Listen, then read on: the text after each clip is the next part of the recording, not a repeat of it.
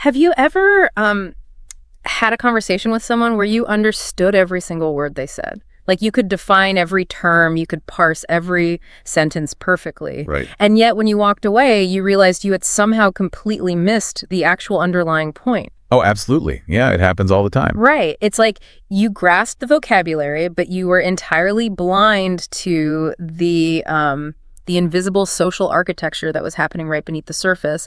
It is honestly like looking at a blueprint, understanding what the lines mean, but having absolutely no idea what the building is actually supposed to be used for. It is a remarkably common experience, and it really points to a profound misunderstanding of what language actually is. We tend to treat language as this simple transaction. Like a vending machine or something. Exactly. Like a vending machine. Right. I have a thought, I encode it in words, I punch the buttons, I hand those words to you, and then you just decode them. Right. Nice and clean. But human communication, especially at its absolute peak of fluency, is almost never a straight line like that. Yeah. It is highly contextual, it's deeply emotional, and it is heavily, heavily reliant on subtext. Yeah. What we're really doing when we speak is we're negotiating reality together in real time. Okay, let's unpack this, because that invisible negotiation is exactly what we are getting into today. For this deep dive, we are exploring the mechanics of advanced C2 level English discourse. Yes.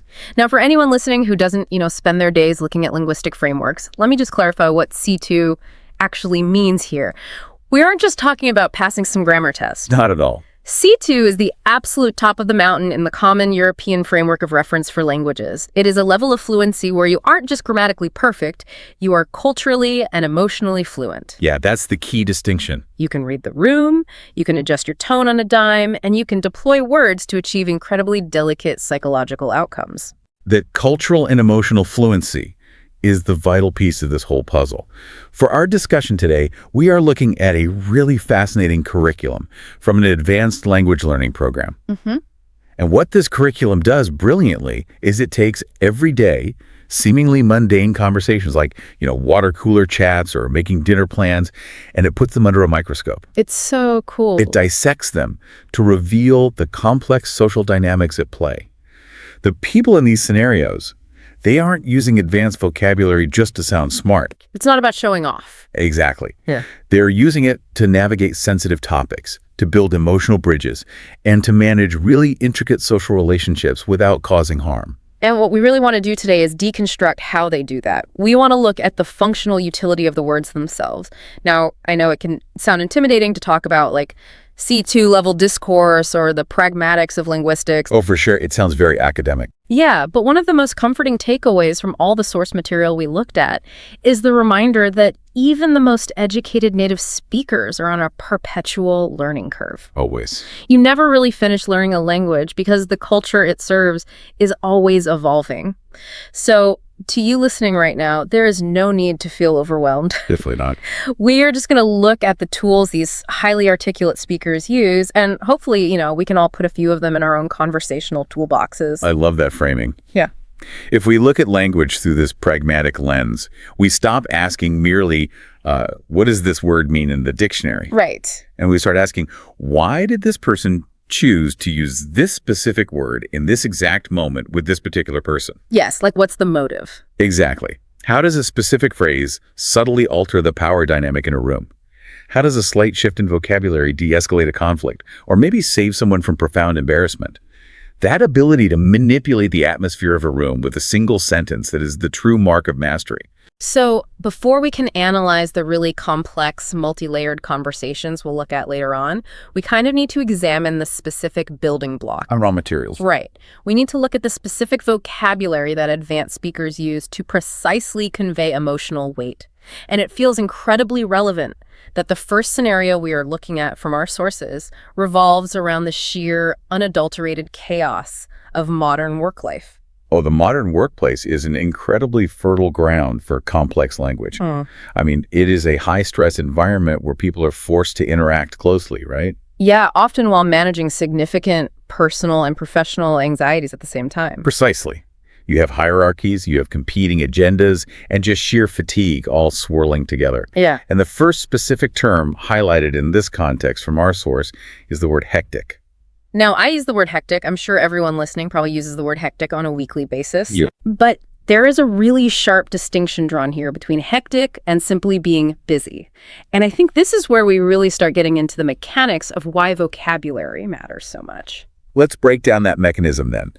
Busy, at its core, implies a full schedule. It is fundamentally a quantitative state. Like having a lot on your to-do list. Right. You have 8 tasks to do in 8 hours, and you are executing them. The system is functioning at capacity, but it is functioning. Okay, so it's manageable. Yes. Yeah. Hectic, however, in this advanced pragmatic sense, denotes a state of frenetic, chaotic activity that actively threatens the system. It borders on the completely unmanageable. Oh, wow. When someone says their week has been hectic, they aren't just communicating a volume of work to you. They are communicating a near loss of control. The boundaries between order and chaos are literally fraying.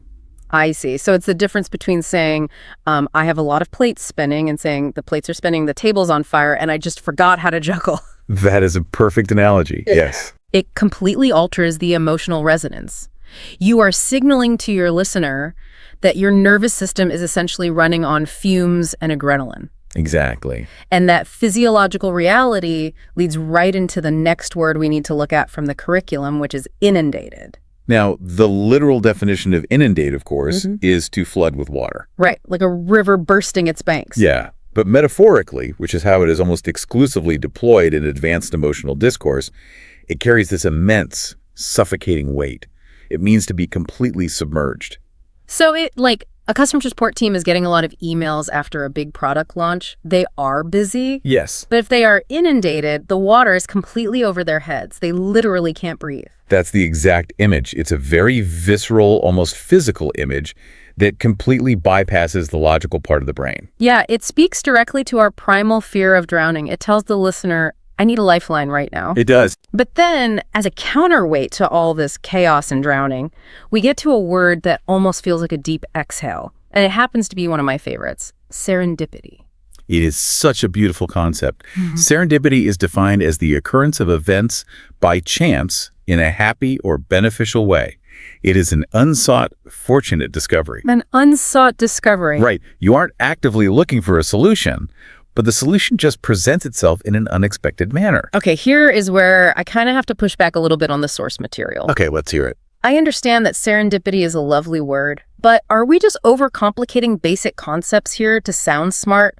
Why use a 5-syllable, somewhat flowery word when good luck works perfectly fine?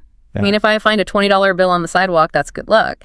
If I stumble into a dusty old bookstore and find a first edition copy of my absolute favorite novel, that's good luck too, isn't it? Isn't using serendipity just putting a tuxedo on a Tuesday? Is it actually doing different communicative work? It is doing entirely different work. And this really gets to the core of why precision in language exists at all. Let's look closely at your 2 examples. Finding a $20 bill is indeed good luck. It is a straightforward, positive probability playing out in your favor. It's highly transactional. Fair enough. But finding that specific first edition book in a forgotten little shop, that requires an unexpected collision of circumstances. Serendipity implies a narrative arc. It captures the specific magic in the mundane. Oh, I like that, the magic in the mundane. So it's not just about the outcome, it's the journey to the outcome. Precisely. If I say I had good luck at the bookstore, you might just assume they simply had the book I was looking for in stock. The transaction was successful. Right, I just think, oh, cool, you got the book. But if I say it was pure serendipity, I am telling you a story of unexpected joy. I am telling you that I didn't even know I was looking for the book, that I perhaps took a wrong turn down a street and I never walked down, entered a shop just to escape the rain, and boom, there it was. The phrase good luck simply cannot achieve that level of emotional resolution. I see. It's really about the fidelity of the image you are projecting into the listener's mind. It paints a much richer picture. Exactly. So now that we understand these precise lexical tools, words like hectic, inundated, and serendipity, how are they actually deployed in everyday survival? Right, how do we use them? Yeah, how do we use them to actively alter someone's psychological state? Because this moves us from the theory of the dictionary right into the high-stakes reality of office dynamics. Specifically, we're looking at the pragmatics of storytelling. And we see this play out in a really fascinating exchange between 2 colleagues in our source material, David and Sarah. Yeah, set the scene for us. Okay, so David is sitting at his desk on a Friday afternoon, The office is quiet except for keyboard clicks, and he just looks utterly drained. Sarah approaches him to check in. And David responds with this wonderfully articulate, almost theatrical description of his misery. He really does. He says his week has been, quote, nothing short of a maelstrom, just a relentless succession of meetings. He says he is facing a mountain of reports with a Friday deadline looming. He is firmly in the grip of the hectic. Oh, absolutely. He is entirely inundated. What is crucial to observe here is how Sarah decides to respond to this emotional data. The standard baseline response to a colleague expressing extreme stress is to offer a basic platitude. Right. You say, oh, hang in there, or wow, Friday can't come fast enough, buddy. Or, honestly, even worse, you fall into the competitive suffering trap. Oh, I hate that. You say, you think you're tired? Let me tell you about my inbox, which just adds to the overall toxicity of the room. It totally does. It's just a race to the bottom. Which is exactly what happens in most unexamined interactions. But Sarah utilizes a highly sophisticated pragmatic tool. Here she tells a story. Right. She doesn't address his reports at all. No, she doesn't offer to take on his work either. She shares an anecdote about another colleague, Jennifer, from accounting. And we really need to look at the mechanics of this story because it perfectly encapsulates those vocabulary words we just broke down. So Sarah explains that Jennifer was at her wit's end trying to find a new apartment. Which is incredibly stressed. Extremely. The rental market is absolutely brutal, her search has been futile, and she is feeling super dispirited.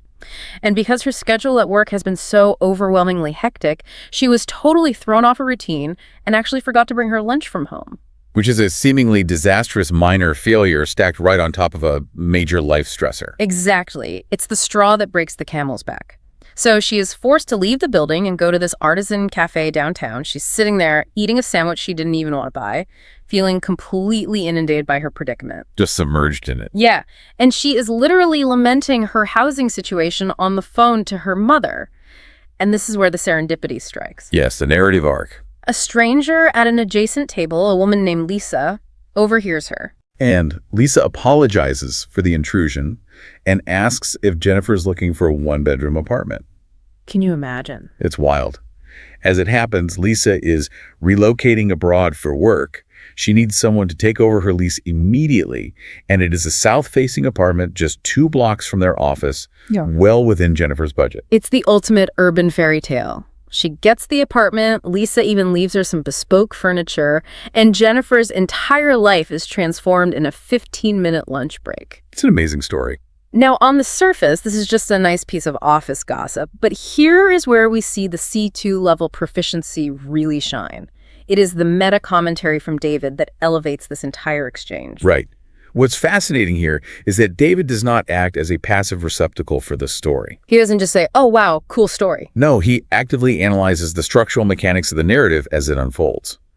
When Sarah mentions the stranger overhearing the phone call, David interrupts not with a generic reaction, but with, I sense a narrative pivot. This is becoming intriguing. A narrative pivot. I love that phrase so much. He is stepping completely outside the story to comment on its architectural structure. He is. And when the incredible luck of the apartment is revealed, he takes it a step further into philosophical interpretation.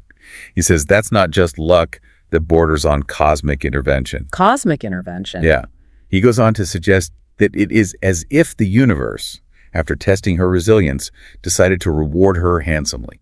This is such a crucial point. The hallmark of advanced discourse is interpreting an event, not just recounting it. Exactly. David is taking raw data, a coworker found an apartment, and processing it through a philosophical framework of resilience and cosmic reward. He is engaging in an elite level of active listening. Yes, active listening is so often misunderstood as just, making eye contact and nodding your head. The same. Right. But true, advanced active listening is co-creation. David is demonstrating that he is fully present, he's tracking the emotional arc, and he's validating the significance of the event by adding his own analytical weight to it. He isn't just an audience member clapping at a play. He's literally on stage rewriting the script with Sarah. It's a dynamic living exchange. It really is. And if we look at the emotional intelligence displayed by Sarah here, we have to ask why she told this story at this exact moment. She used this gossip, this narrative, not maliciously, but as a deliberate antidote to David's stress. That's the pragmatics in action. She recognized that when someone is drowning in a maelstrom, pointing out the water doesn't help. They need a completely different focal point. She uses the narrative to short-circuit his mental loop of anxiety. Yeah. And the pragmatic outcome is a total success. By the end of the exchange, David actually declines her offer to help him with his reports. Really? Yeah, he says, knowing Jennifer's story has somehow made my own daunting workload feel a bit more manageable. Which is an amazing psychological trick. Why on earth does a story about someone else's apartment make David's spreadsheets easier to fill out? Because of the philosophical conclusion they reached together, they realized that chaos can sometimes be a catalyst for positive change. Oh, wow. Had Jennifer not had such a genuinely hectic, terrible morning that she forgot her lunch, she never would have been forced into that cafe. The chaos was the absolute prerequisite for the serendipity. The disruption of order was the only way the opportunity could enter her life. Yes. Sarah and David take the mundane reality of corporate stress and they completely reframe it. The hectic nature of their environment is no longer just a crushing burden. It transforms into a landscape vibrating with potential. It is a wonderfully empowering way to process stress, and it was facilitated entirely by their mutual ability to elevate small talk into philosophical analysis. It makes you wonder how often we miss these narrative pivots in our own lives because we are just too focused on the mountain of reports on our desks. Absolutely. If you are listening to this right now and feeling completely inundated, maybe try viewing that chaos as a potential catalyst. You never know what serendipitous encounter is waiting for you simply because you were forced to deviate from your routine. That's a great takeaway. And we have just seen how language can de-escalate professional anxiety, which is a fantastic skill to have. Definitely. But professional courtesy has relatively low stakes.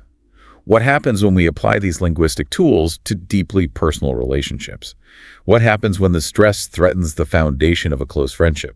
The stakes completely change. And for that, we need to transition away from the lexicon of chaos and move into what the curriculum calls the vocabulary of vulnerability. Yes. And there are 3 specific concepts we need to master here: being reticent, being nuanced, and being unequivocal. Let's begin with reticent. This is a word that is frequently misused as a synonym for being shy or quiet. Right. People say, oh, he's a bit reticent at parties. But that's not really accurate, is it? It misses the internal mechanism entirely. Shyness is often an innate personality trait or a fear of social judgment. Reticence, however, implies a deliberate, thoughtful reservation. Deliberate reservation, okay. Yeah. It conveys a sense of internal conflict, caution, or even dignity. Think of how veterans often speak about their wartime experiences. They're rarely shy about combat. What you observe is reticence. Oh, I see. They are making a conscious choice to hold something back because the reality is too heavy, too complex, or too sacred for casual conversation. There's profound weight to reticence. It is a protective stance, not a fearful one. That makes perfect sense. The second concept is nuanced. Now, we hear this word constantly in the media, like we need a more nuanced discussion, but its application in emotional intelligence is highly specific. It is. It is the recognition of subtle shades of meaning. It is the absolute antithesis of a simplistic black and white viewpoint. It's the death of binary thinking. Human emotions are practically never black and white. No, they're always messy. Exactly. We are rarely just happy or entirely sad. We're often relieved but overwhelmingly guilty, or wildly excited but terrified of failure at the same time. A nuanced understanding acknowledges that 2 seemingly contradictory things can be true at once without trying to flatten that complexity into a simple category. Which brings us to the final concept in this trio, which seems to be the exact opposite of nuance: unequivocal. Yes. Now, unequivocal means leaving absolutely no doubt. It is unambiguous, clear, direct, and unyielding. It's the pinnacle of being assertive without crossing into aggression. And this is where I really have to pause and question the underlying logic here. Okay, where does the logic break down for you? Well, if I am dealing with a sensitive, vulnerable situation with a friend, my instinct is that I should actively avoid being unequivocal. Really? Yeah. Leaving no doubt sounds incredibly stark. It sounds harsh, almost clinical. If my friend is struggling, shouldn't I be gentle? Shouldn't I be nuanced? Can you really be nuanced and unequivocal at the exact same time without giving someone emotional whiplash? It is a brilliant question because it highlights the central paradox of advanced emotional communication. The instinct to be gentle, to soften our words when someone is vulnerable, is completely natural. But when a person is feeling truly vulnerable, when they are entrenched in reticence, nuance can actually be terrifying. Wait, really? Why is nuance terrifying to a vulnerable person? Because nuance requires interpretation. Ah, If I'm feeling deeply insecure about my job and my marriage, and you give me a nuanced, highly qualified statement of support, like, well, I think you're generally doing your best given the complicated circumstances, my insecure brain is going to look for the loopholes. oh my gosh, yes. I am going to analyze the shades of gray to figure out if you actually support me or if you're just being politely evasive. What advanced communicators understand is that being unequivocal about your support creates the bedrock of safety required for the other person to drop their reticence. Oh, I see. It's like setting the concrete foundation of a house. Right. Nuance is the intricate interior decorating, so the paint colors, the furniture arrangement, the lighting. Right. But you can't worry about the wallpaper if you aren't unequivocally sure the floor isn't going to collapse underneath you. That is exactly the mechanism. You must be unequivocal about the relationship so that you can safely be nuanced about the problem. Wow. If I tell a struggling friend, I am unequivocally in your corner, no matter how bad this gets, I've removed all ambiguity from the foundation. Now, standing on that solid concrete, we can dive into the messy, nuanced reality of whatever issue they are facing. Without the unequivocal safety net, the nuance feels like quicksand. That is a massive paradigm shift. Unequivocality as a tool for safety, not just assertion. I love that. And to see exactly how this works in practice, let's look at a scenario from our sources where a failure to establish that unequivocal foundation almost ruined a celebration. And how masterful emotional intelligence ultimately saved it. Yes. So the scenario involves two close friends, Emma and Jake. They are meeting at a quiet cafe to discuss Emma's upcoming milestone birthday dinner. And Emma starts off being very unequivocal about her desires. She states clearly that she wants to celebrate in style, and she has already made reservations at Le Bernardin. Now, for anyone unfamiliar, Le Bernardin is a legendary 3-Michelin-star seafood restaurant in New York. We are talking several $100s per person, minimum. It is an event. It's prohibitively expensive for a lot of people. And Jake responds with classic reticence. He doesn't say he can't go, but he hesitates. He says, I wouldn't miss it for the world.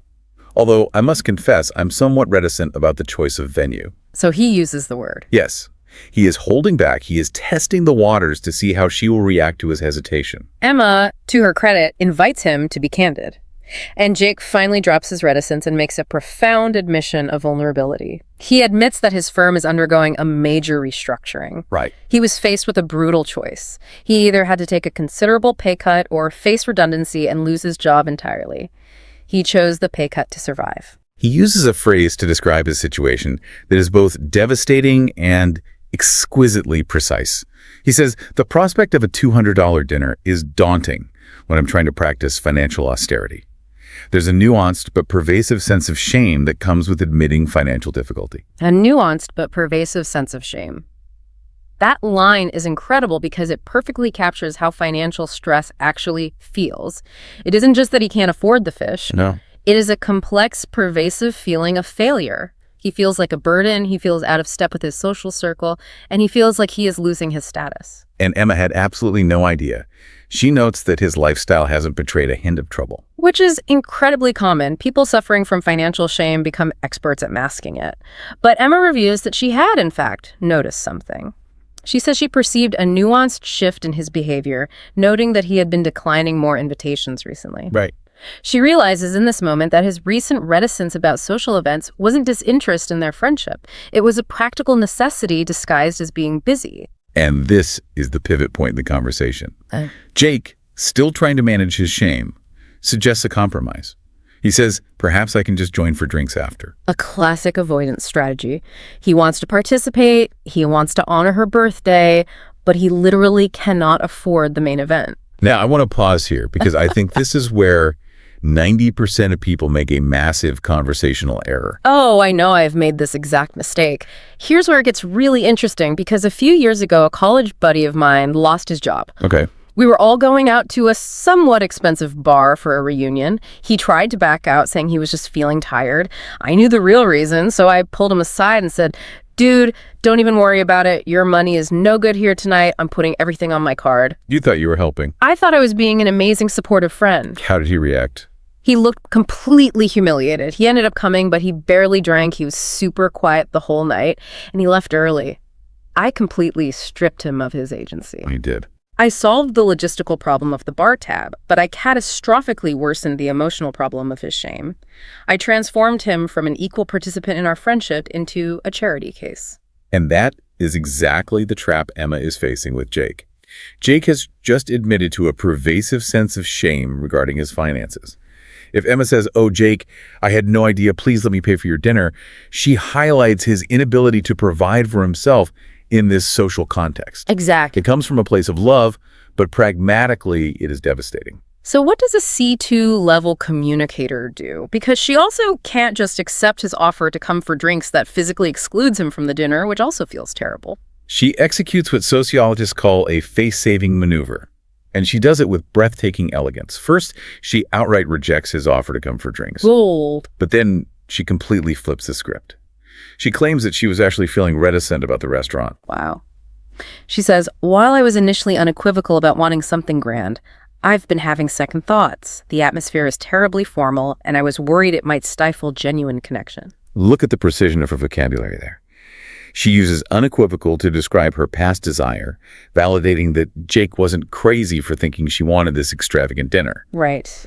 But she uses reticent to align her current emotional state with his. She is mirroring his vulnerability. She is saying, "I am also feeling hesitant, but for a different reason." And then she delivers a solution by saying, "I think I prefer something with a more nuanced, intimate ambiance. What if we move the party to my apartment? I could cook." It is a masterclass in empathy. Let's analyze the mechanics of why this face-saving maneuver works so well. Emma takes the burden of the cancellation entirely onto her own shoulders. Yes, she does. She reframes the change in venue, not as an accommodation for Jake's poverty, but as a realization of her own preference for intimacy over opulence. She gives him a golden bridge to retreat across. She isn't doing him a favor. She is framing it as if they are collectively realizing that a home-cooked meal is actually the superior way to celebrate. Exactly. She even normalizes the situation through domestic details, mentioning she makes a respectable tiramisu. She preserves his agency entirely. But she doesn't stop there. She knows she needs to secure the foundation, going back to our earlier point about unequivocality and safety. Emma says, moving forward, "Please be unequivocal with me about these things. Financial circumstances are transient. Our friendship is not." Financial circumstances are transient. Our friendship is not. That might be the most powerful sentence in this entire discussion. It's beautiful. She is drawing a hard, concrete line between the temporary, fluctuating reality of his bank account and the permanent, unyielding reality of his value as a human being. She sets the concrete foundation. And the result of that psychological safety is immediate. It leads to a moment of deep self-reflection for Jake. He realizes the error in his own communication strategy. He says, "I was trying to be too nuanced about my struggles when simple honesty was what was required." That is such a vital insight. Sometimes we overcomplicate our own distress. We really do. Jake was trying to be nuanced, managing appearances, declining invites subtly, trying to participate in the margins by just coming for drinks. He was managing the symptoms of his shame rather than addressing the root cause with his friend. He realizes that true friendship requires the bravery to be unequivocal about our needs. The impact of this realization extends beyond just the two of them, too. Emma admits that she had been anxious about the formality of the dinner herself. They decide together that Emma will be honest with the wider friend group about the change of plans. Which takes pressure off everyone. Exactly. Jake encourages her, noting that her honesty will make it easier for everyone else to be vulnerable too. He concludes by saying, "Sometimes being unequivocal about difficult subjects is what brings people closer." A conversation that began with intense anxiety, pervasive shame, and the threat of social isolation ended not only with a resolution to the dinner problem, but with a profoundly strengthened bond between the two friends. Which perfectly reinforces the core premise we've been circling this entire time. Yeah. Advanced language mastery is not a solitary academic pursuit. It is not about writing a brilliant essay in isolation. It is a vital, living, interpersonal tool. Emma didn't use her fluency to dominate the conversation or to sound superior. She used her mastery of nuance, reticence, and unequivocality to construct a psychological safety net for someone she loved. She used her vocabulary to protect her friend's dignity when he couldn't protect it himself. And that is what separates someone who just knows a lot of words from someone who is truly a master communicator. As we bring this deep dive to a close, I think the takeaways from all these sources are incredibly clear and honestly deeply moving. Advanced language mastery isn't found in a textbook. No. It isn't about memorizing flashcards so you can drop serendipity or maelstrom into a sentence at a cocktail party to sound like Grudaler.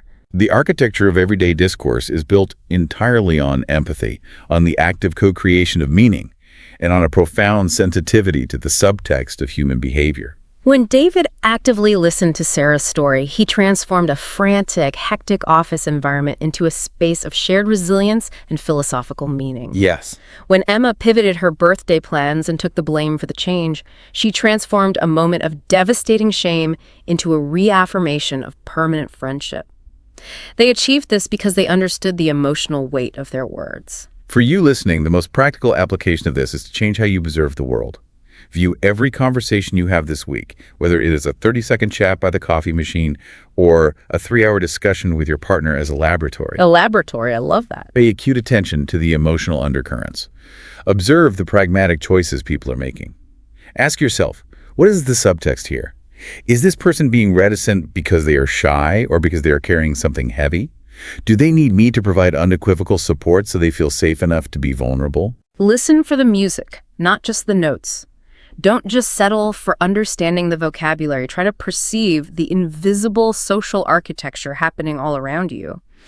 And as you go out into the world and practice this, I want to leave you with one final lingering question to mull over. Let's hear it. We've spent this entire time talking about words.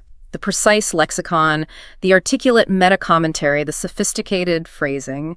But if the absolute highest level of advanced communication is primarily about empathy, about making space for others, about active listening, and about fiercely protecting the dignity of the people around us, is it possible that the most truly fluent communicators in the room are actually the ones who are speaking the least? What if the reason you can't quit a job you secretly hate isn't a lack of courage, Right. but like a lack of vocabulary? Yeah, which sounds wild. I know, it sounds counterintuitive, maybe even a little absurd, to be honest. But if you think about it, we are constantly trying to fix our lives with action. Exactly. We just want to do something. Right. We change our routines. We, move to new cities. We try to force a completely new reality. Just pushing forward. Yeah. But what if we literally do not have the words to diagnose what is actually broken in the first place? And that is the exact problem. Welcome to the deep dive, by the way.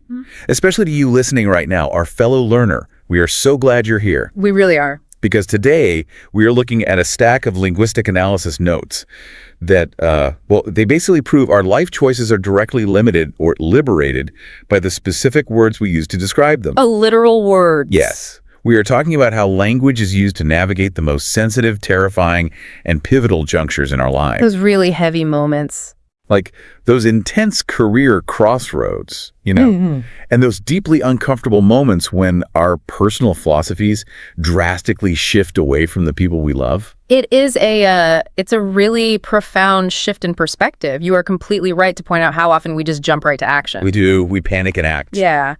But when the internal engine stalls, action without diagnosis is just thrashing around. It's just making noise. Exactly. And the only diagnostic tool we actually have at our disposal for our internal lives is language. Wow. But what is crucial to understand about the sources we are examining today is that we are looking at advanced fluency. Right. And I do not mean that in the traditional academic sense. It's like passing a grammar test or something. Right, exactly. This isn't about getting your grammar perfectly correct so you can, get a certificate. Okay, let's unpack this. Yeah. Because this is the core premise from our sources that completely rewired how I think about conversation. It's big.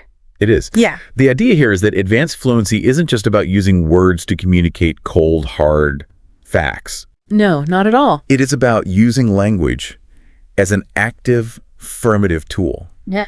We are literally using words to construct our deepest anxieties. Yes. To somehow justify our wildest ambitions to ourselves.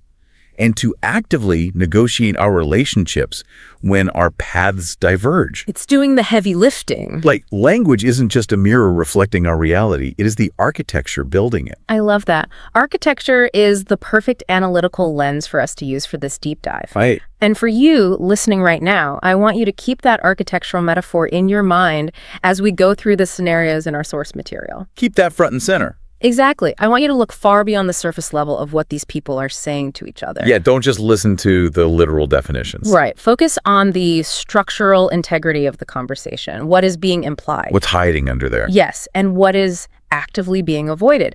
And watch how these conversational partners collaboratively build or sometimes strategically dismantle a shared reality. I love that. Strategically dismantle. So let's step into the first scenario, which gives us a very concrete, almost uncomfortably relatable blueprint. Very relatable. We are looking at a peer-to-peer workplace conversation between two colleagues, Chloe and Liam. Right. And this interaction is basically a masterclass in what our sources categorize as the anatomy of professional stagnation. Yes. The dreaded plateau. The dreaded plateau. It is a very specific, very insidious kind of malaise. It really is. And our source material provides us with the precise vocabulary to diagnose it. Which is what we need. Yes. The first concept we really need to look at is the idea of a job becoming prosaic. Prosaic. It's such an interesting word because, well, it sounds so formal. It does. But the root of it just comes from prose, as in literally the opposite of poetry. Exactly. So when a situation is prosaic, it's not necessarily toxic or abusive. Right. There's no glaring emergency. Yeah, it's just commonplace, it's unromantic, it is completely lacking in imagination. It's just totally flat. You wake up, you go to work, you do the thing, you come home. It is the mundane, everyday reality stripped of any magic. And the source gives a great example of this. It says, after 5 years in the same department, his once exciting responsibilities had become depressingly prosaic. Depressingly prosaic. And that is why it is so hard to diagnose. If a job is actively terrible, if you have like a screaming boss or impossible hours, the problem is obvious. Oh, yeah. You have a clear villain to point at. Exactly. You know what's wrong. But when a job is simply prosaic, there is a profound sense of intellectual and spiritual dryness. Just a desert. Yeah. You look around and think, well, everything is fine, the pay is fine, the people are fine, why am I so miserable? It is the slow evaporation of challenge. Which leads directly into the second diagnostic concept, which is where the real pain sets in. Right, because Chloe doesn't just feel bored, she feels ambivalent. Yes, ambivalent. And we need to be very careful with how we use this word. Because colloquially, people often use it to mean they just don't care or they are slightly unsure. Like, oh, I'm ambivalent about where we get dinner. Exactly. But that is not what it means here. To be ambivalent describes a state of having intensely mixed feelings or contradictory ideas. Yeah. It is a simultaneous pull in opposing directions. The source uses this sentence to explain it.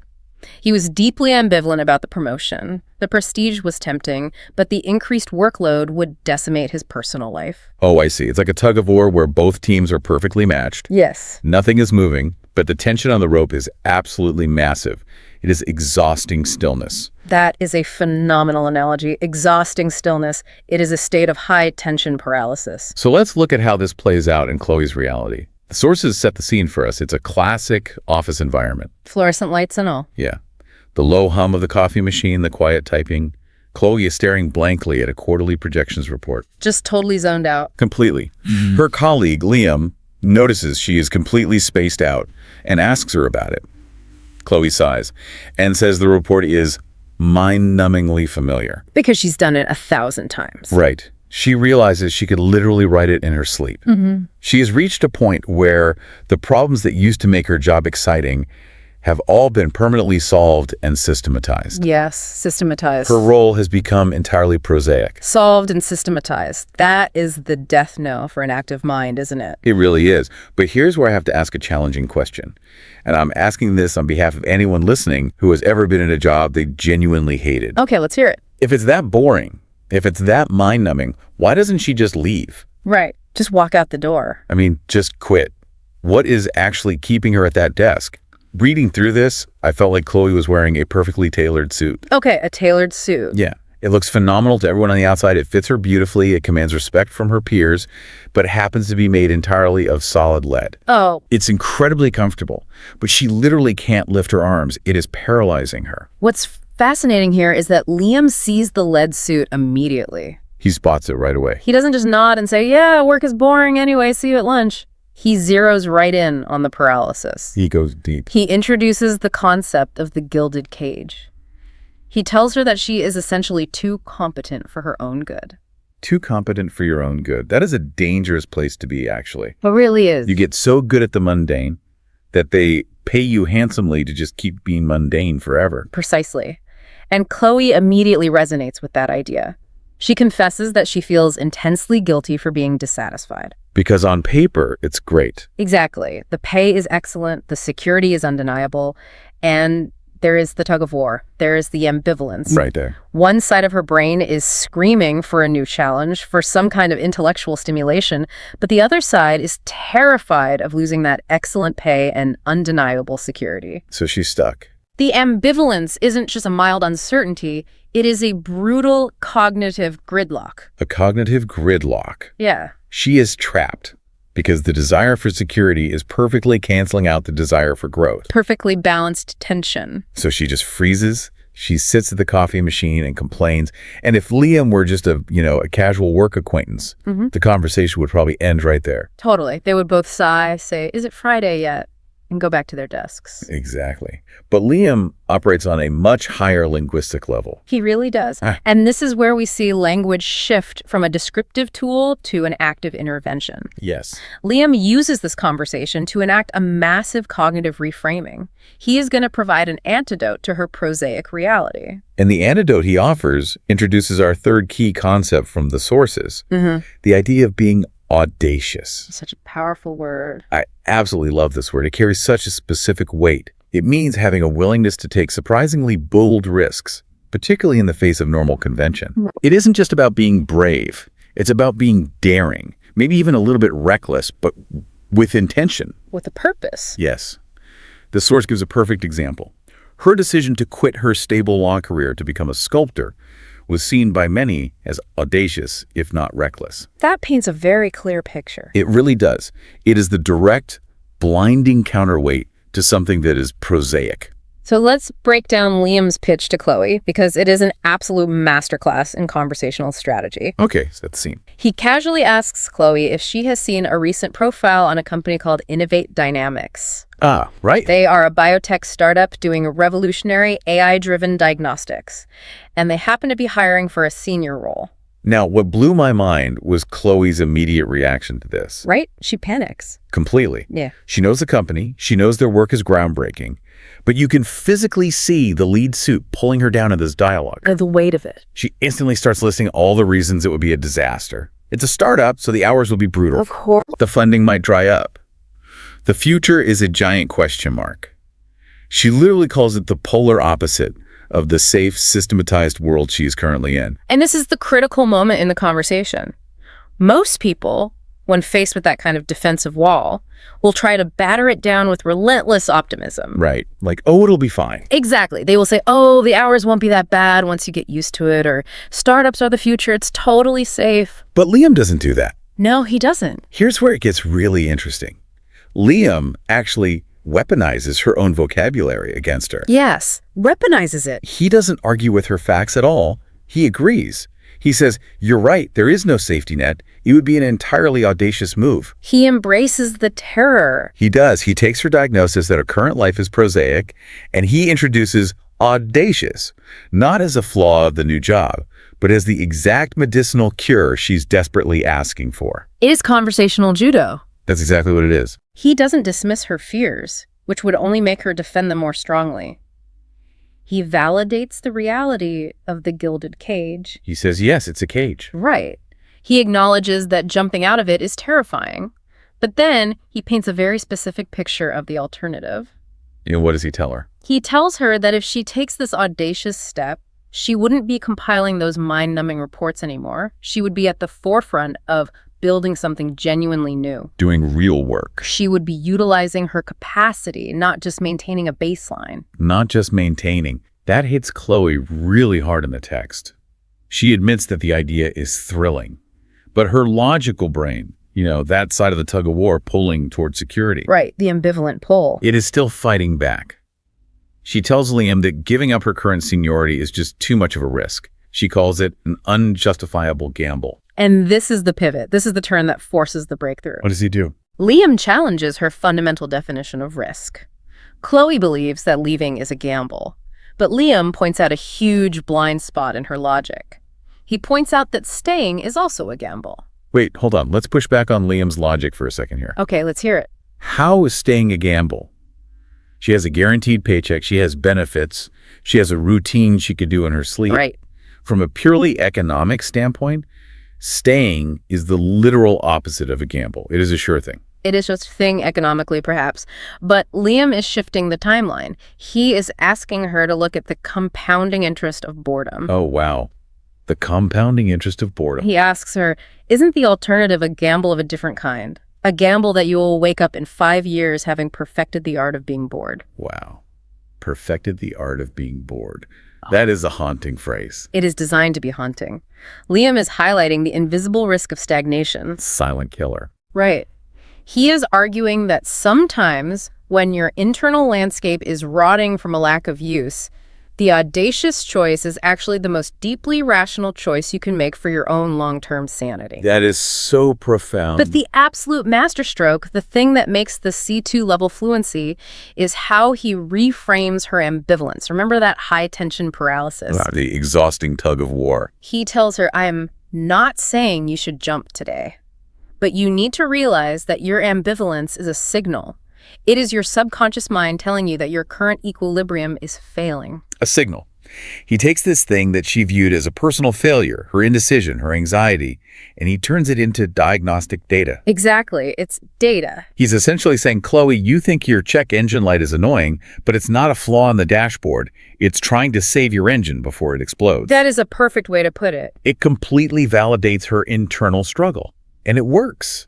It moves her out of that passive victim mentality complaining into active consideration. It unlocks the cage. The source notes that she ends the conversation saying the word prosaic has been echoing in her head, and she's actually going to go reread that job posting. It is a huge victory for the architectural power of language. Liam took the concepts of being prosaic, feeling ambivalent, and acting audaciously, and used them to dismantle her gilded cage and show her the door. Okay, so that gives us a brilliant look at the internal, private struggle of a career pivot. We saw how language operates in the safety of a peer-to-peer mentoring moment. Very safe, relatively speaking. Right. But our sources take a sharp turn here. They move us from that private sphere into a much more public, highly charged social sphere. The stakes go way up. Way up. We are transitioning to our second scenario, which focuses on diverging paths and the very specific vocabulary of social norms. Because, let's be honest, it is one thing to quietly convince yourself to make an audacious life change. Right. It is an entirely different, much more violent thing to explain that audacious move to a close friend who is on a completely different trajectory. Oh, it's terrifying. You're opening yourself up to so much judgment. Language here becomes less about internal diagnosis and much more about social negotiation, boundary setting, and self-defense. It becomes a shield. Exactly. And we have a new set of concepts to define this social lexicon. The first is the idea of the conventional path. Right. Now, in the context of our sources, this isn't used as an insult. Oh, not at all. It is a non-judgmental descriptor for the standard societal blueprint. It is the path of least resistance. You go to university, you climb the corporate ladder, you find a partner, you get a mortgage, you save for retirement. It is the agreed-upon script for a successful life. Right, the baseline expectation.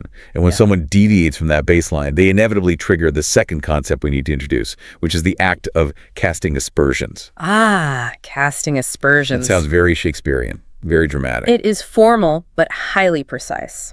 To cast aspersions means to make critical, damaging, or accusatory remarks about someone's character or choices. Slinging mud, basically. Yes. It is the sophisticated way of saying you are slinging mud or heavily criticizing a deviation from the norm. And the source sentence helps clarify this. I would never cast aspersions on her integrity, but I do question her business methods. Okay, I see. So, keeping those two ideas in mind, the conventional script and the threat of casting aspersions, let's dive into the cafe confrontation. This is a great dialogue. The sources give us a conversation between two longtime friends, Sophie and Maya.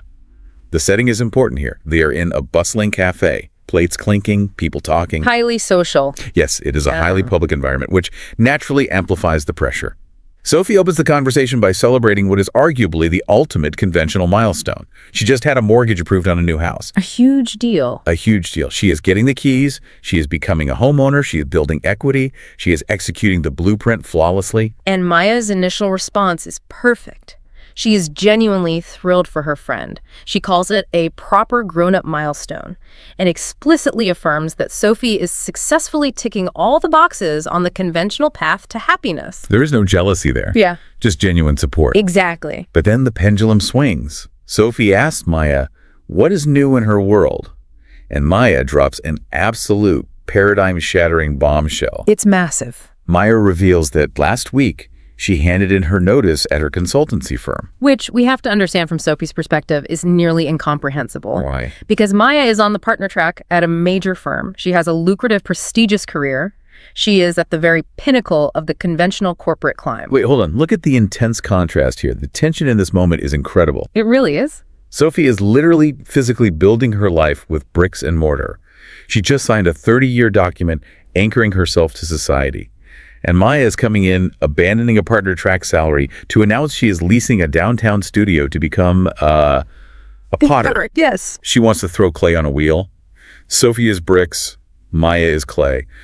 From a psychological standpoint, this is a recipe for absolute disaster. It's a collision course. How does Maya possibly prevent this conversation from instantly detonating into a defensive, ugly argument about whose life choices are more responsible? She prevents it through what the sources highlight as a brilliant preemptive linguistic stripe. A preemptive strike. Yes.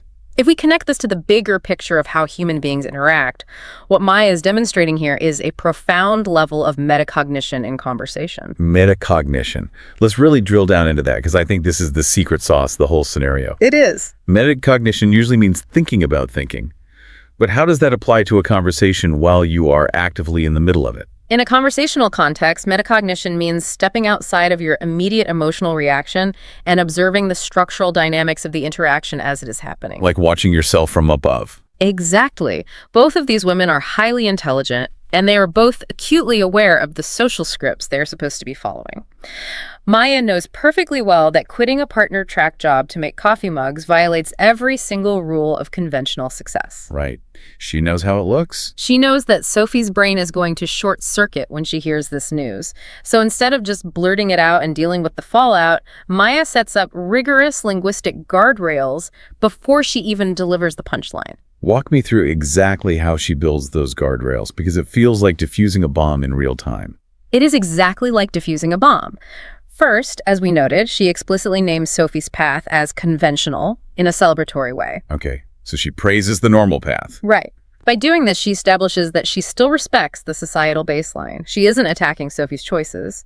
But then, when it is her turn to speak, she pauses. The pregnant pause. Yes. Before she reveals the pottery studio, she looks at Sophie and says, I need you to promise me you won't cast aspersions on this until you've heard me out. This isn't a breakdown, it's a breakthrough. This isn't a breakdown, it's a breakthrough. That is incredible. It's so strategic. She is literally categorizing the news for Sophie before Sophie even has a chance to process it.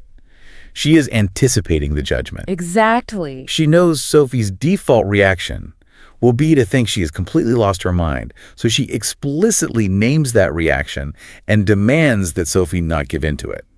She neutralizes the mudslinging before the mud is even picked up. Precisely. It is a masterful display of boundary setting. She frames her own radical, terrifying choice not as a failure to cope with the pressures of the conventional world, but as a deliberate, positive, upward leap. A breakthrough. Right. But anticipating judgment is only half the battle, isn't it? Yeah. Once Maya puts that boundary up, how does she actually guide Sophie away from panic and toward genuine understanding? That's the hard part. Because that brings us to the real emotional meat of this interaction, the course correction and the pursuit of vindication. Even with Maya's brilliant preemptive strike, Sophie's immediate reaction is still pure shock. Of course it is. You cannot just turn off decades of social programming with one clever sentence. No, you can't. Sophie's initial response is highly defensive and panicked. She admits she's horrified in the text. She immediately starts rapid-firing the conventional anxieties at Maya. What about your pension? What about your financial security? How are you going to live? And if you look closely, these are the exact things that Sophie is currently hyper-focused on with her new mortgage. Exactly. Her own anxieties are bleeding out, and Maya's response here is critical. She doesn't get angry. She stays entirely calm. She holds her ground. She does. She acknowledges the financial reality. She says, yes, she has done the math, and it will be incredibly lean for a few years. But then she delivers her core justification. What did she say? She tells Sophie that she is exhausted from spending her life creating spreadsheets and corporate presentations that, as she puts it, vanish into the ether. Vanish into the ether, just meaningless digital paper. Right. She has a desperate need to create something tangible, something she can actually hold in her hands. She says, for the first time in my life, I feel like I am building a life that is authentically mine, not one that has been prescribed to me. Not one that's been prescribed to me. Yeah. That is a sharp, direct contrast to the conventional path, which is nothing if not a societal prescription. It's the definition of a prescription. But here's where the conversation surprised me the most. Because normally, when someone essentially says, I am rejecting the system that you just bought into, the other person attacks. They get very defensive. Yeah. But Sophie displays an almost superhuman level of emotional maturity in this moment. She catches her own judgment in real time. It's really impressive. She stops, takes a breath, and tells Maya, my initial reaction was just a reflection of my own anxieties, not a judgment on you. That sentence right there is the pivot point of their entire friendship. So what does this all mean for Sophie? How does someone get to that level of self-awareness so quickly in the middle of a heated cafe conversation? Why was she so panicked in the first place? It goes right back to that metacognition. Sophie realizes in real time that her sudden horror regarding Maya's pension wasn't actually about Maya at all. It wasn't about the pension. No, it was entirely about herself. Think about the psychology here. When you have just committed the next 30 years of your life to paying off a massive debt to secure a conventional piece of property. Like a mortgage. Right. The most terrifying thing in the world is to have someone you deeply respect sit across from you and gleefully reject that entire paradigm. Wow, yeah. Because subconsciously, Maya's choice threatens to invalidate Sophie's choice. Yes. If Maya is right, if the corporate ladder is a trap, and true happiness is found in a clay studio with absolutely no pension, then does that mean Sophie just made a massive mistake? Exactly. Does that mean Sophie is wrong? That is a terrifying psychological threat to face over coffee. It is existential dread triggered by a friend's career pivot. Right. But Sophie is emotionally intelligent enough to recognize that fear for what it is. She sees it clearly. She realizes she does not need to cast aspersions on Maya's life in order to protect the validity of her own life. She is capable of holding two completely conflicting truths at once. Two different paths. Right. She realizes she can love her bricks and mortar, and Maya can love her clay. She validates Maya beautifully. She uses a metaphor that ties everything together. Oh, this part is so good. She says, I am building my life with bricks and mortar, and you are building yours with clay and courage. They are just different materials. Clay and courage. I mean, if you are listening right now, write that down. It's pure poetry. It really is. She explicitly promises Maya that she would never want to be the kind of friend who casts aspersions on someone else's dreams just because they look different. Which perfectly paves the way for the ultimate goal of Maya's entire conversational strategy. Everything Maya did, the preemptive strike, the calm explanation, was designed to reach the state encapsulated in our final core concept. Which is? The desire to feel vindicated. Vindicated, that's a strong word. Very strong. It means to be cleared of blame or to be proven right and justified after a period of intense doubt or criticism. Yes, exactly. It carries this feeling of ultimate hard-fought triumph, like when an underdog strategy finally pays off. The source gives a great example sentence for this one, too. When the company's stock soared, his controversial and risky investment strategy was finally vindicated. Yes. And this is Maya's endgame. She tells Sophie that she knows people are going to whisper. She knows her old firm will think she cracked under the pressure. Of course they will. But she says her only hope is that in a few years, when Sophie comes to visit her bustling, messy studio and is drinking coffee out of a mug that Maya threw with her own hands, Maya will feel completely and utterly vindicated. What I find so powerful about that is the scale of it. Maya isn't trying to be vindicated in the eyes of the whole world. No, the world doesn't matter. The conventional corporate world might always think she is crazy, and she has made peace with that. She just wants to feel vindicated in her own internal sense of purpose. Right. And most importantly, she wants to be vindicated in the eyes of her closest friend, She wants Sophie to see that the gamble paid off. And Sophie closes the loop flawlessly. She assures Maya that she has absolutely no doubt Maya will be vindicated. She backs her up completely. She does. She even volunteers to put down the first order, asking Maya to create a full set of dinnerware for her new, highly conventional house. It is the ultimate synthesis. Yeah. The conventional and the unconventional literally breaking bread together. As Maya notes at the end of the source material, they can coexist beautifully. One does not have to destroy the validity of the other. They absolutely can coexist, provided, and this is the massive caveat of our entire discussion, provided that the people involved possess the advanced conversational skills to navigate the inevitable friction. That's the catch. That is the true lesson of these sources. Whether you are dealing with your own professional stagnation or a friendship that is being tested by divergent life paths, success relies heavily on this intricate metacognitive dance. Yeah, to know the steps. Right. It is the ability to challenge, to support, to question, and to affirm, all within the architectural space of a few carefully chosen words. Which perfectly synthesizes the journey we have been on today. Yeah. We started by looking at how a word like prosaic can diagnose the invisible rot of a comfortable job. Yes. And how understanding ambivalence as a high-tension tug-of-war can explain our paralysis. We saw how Liam used the concept of being audacious not as a risk, but as a rational escape hatch. A brilliant reframing. And then we saw Maya and Sophie navigate the minefield of conventional expectations, actively refusing to cast aspersions, all so that Maya could pursue the deeply personal feeling of being vindicated. It all connects. It does. Language isn't just the exhaust fume of our thoughts. It is the steering wheel. It is the primary tool we use to navigate life's biggest, most terrifying intersections. It is the operating system of our reality. If you change the code, you change the output. And that leaves a lingering and frankly somewhat intimidating question for you listening right now. We have spent this time seeing how incredibly powerful vocabulary can be. We have. We saw how redefining a single word could be the difference between staying in a gilded cage and starting a new life. Just one word. So if our reality and our capacity to make massive life choices is so heavily dictated by the specific words we have access to, what massive life-changing decision are you currently failing to make simply because you haven't found the right words to describe them yet? A profound and unsettling question to ponder. Thank you so much for joining us on this deep dive. We hope it gave you some new tools for your own architecture. Keep exploring, keep listening deeply, and most importantly, embrace the complexity of your own conversations. Until next time.